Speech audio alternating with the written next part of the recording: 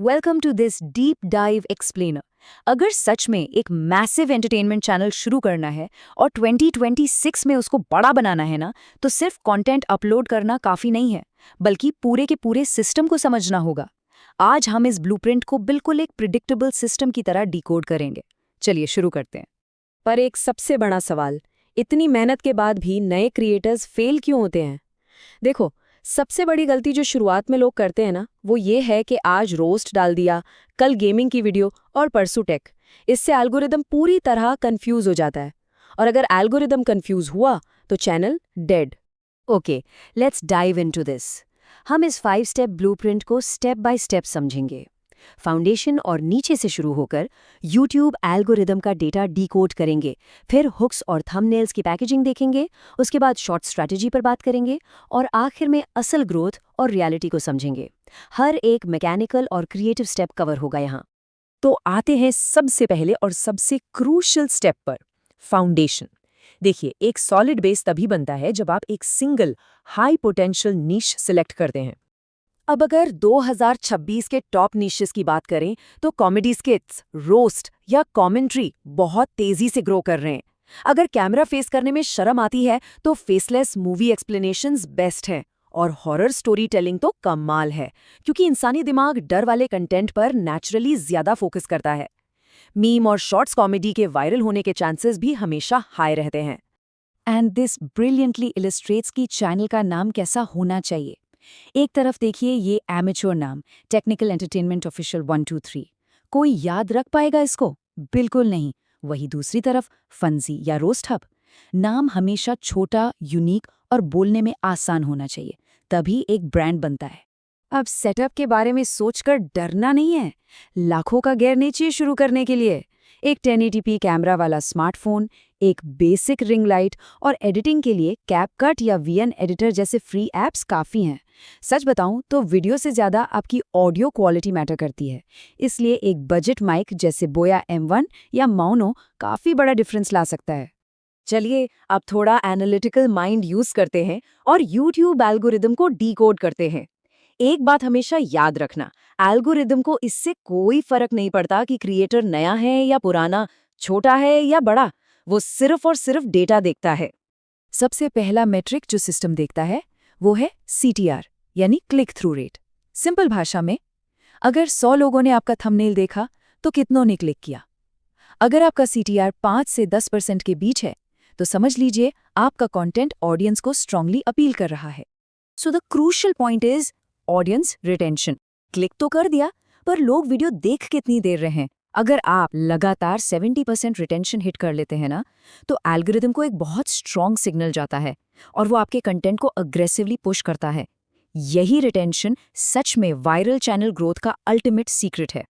अब मूव करते हैं क्रिएटिव पैकेजिंग फेज पर, यानी हुक्स और थंबनेल्स। यहाँ पर डेटा ड्रिवन एल्गोरिदम का ह्यूमन साइकोलॉजी और लोगों की क्यूरियोसिटी के साथ डायरेक्ट कनेक्शन बनता है। ये देखिए, ये है core viral formula. Curiosity plus emotion plus trend equals viral. जब आप ट्रेंडिंग टॉपिक्स को लोगों के इमोशंस और उनकी क्यूरियोसिटी के साथ मिला देते हैं, तो वो कंटेंट हाईली क्लिकेबल बन जाता है। ये एक गारंटी रेसिपी है। इन दो टाइटल्स को कंपेयर करके ही देख लीजिए। पहला है स्टैंडर्ड BGMI गेम प्ले, एकदम बोरिंग। अब इसको देखिए, found a hacker in BGMI who shook the entire lobby. इसमें अचानक से हाई स्टेक्स और क्यूरियोसिटी जुड़ गए। एक नॉर्मल टॉपिक तुरंत एक मस्ट क्लिक वीडियो में बदल गया ना। Now what's really interesting about this slide is, आपकी वीडियो चाहे जितनी भी कमाल की हो, अगर थंबनेल बेकार है तो व्यूज सिंपली 0 आएंगे। अच्छे थंबनेल के 4 सिंपल रूल्स हैं।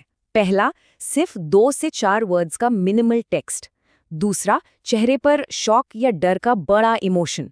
तीसरा, ब्राइट कलर्स का यूज। और चौथा, ट्रूथ रिवील्ड या बिग मिस्टेक जैसी हाई क्यूरियोसिटी वाले फ्रेजेस। वीडियो बनाते वक्त क्रोनोलॉजिकल पेसिंग का ध्यान रखना बहुत जरूरी है। शुरू के 5 से 10 सेकंड्स आपका हुक होते हैं और यही तय करेगा कि व्यूअर वीडियो पूरी देखेगा या स्किप करेगा।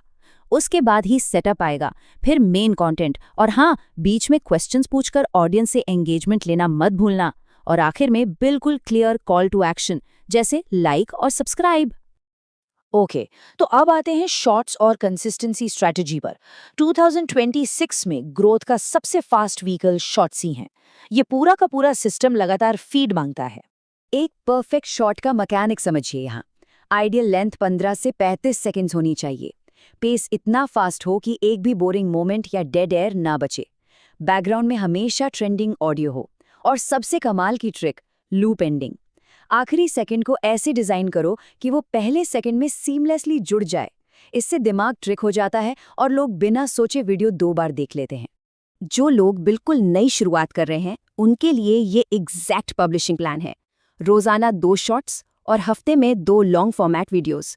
शुरू में यही लगातार कंसिस्टेंसी एल्गोरिदम को वो डेटा देती है जो उसे चैनल पुश करने के लिए चाहिए। Let's move to the final payoff और देखते हैं कि ये मेहनत असल में रेवेन्यू और रियलिस्टिक टाइमलाइंस में कैसे बदलती है। चैनल मोनेटाइजेशन के 2 अलग-अलग मैथमेटिकल रास्ते हैं।